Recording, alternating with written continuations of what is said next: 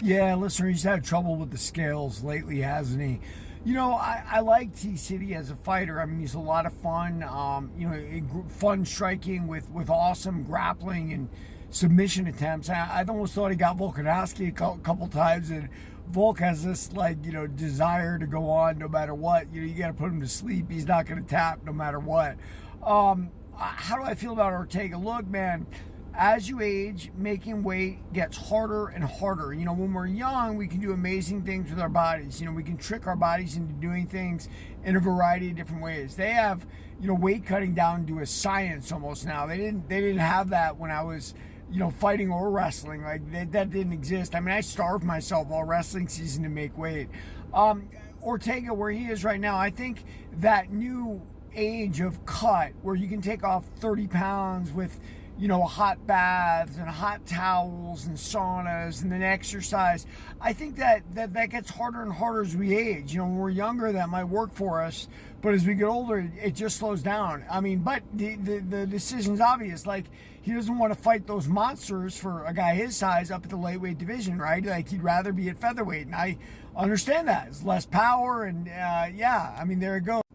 He would be giving up some of his advantages by going up in weight. But, sometimes you don't have a choice. Your body says, I've had enough, and that's that, and we'll see. But I think it's also important to remember Ortega and Sterling have both been fighting at the top of the division for so long. Sterling hasn't been as active lately, right? But either way, they're fighting top guys. So even if they're losing, I know T-City's got a bunch of losses lately, Diego Lopez, obviously, and a few others, but it doesn't matter, right? Like, he's fighting top guys every fight out, and that's because he's very charismatic, he's very good looking, and people want to see him fight, and I want to see him fight. And Sterling's an interesting case, an ex-champ. The way he won the title was kind of funny, but then he definitively won it in the rematch, which is interesting. I thought that was very much like BJ Penn and Frankie Edgar in Abu Dhabi. Like, I don't think Frankie Edgar won that fight in decision in Abu Dhabi or whatever it was. And then he beat BJ Penn decisively in the rematch, which, goes to show you, man, winning the championship can make you a different fighter, right? Like, you're not the same guy that did win the championship. You're elevated in everything. Like, fighting is so mental. And once you have that championship belt around your waist, it can do wonders for your confidence, for your skills, and for everything else.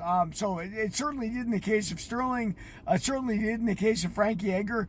With Brian Ortega, he's never won the title, right? Will he ever win the title? We're going to get a clue tomorrow in China. If that is he shows up, listener, we'll see. You're asking me about whether he'll show up on the scales, man. Listen, I can't guess somebody's weight cut. I'm not inside their camp. All I can do is look from afar. But yeah, poor guy can't make featherweight anymore. Everybody, like and subscribe to my channel for more on the fight game.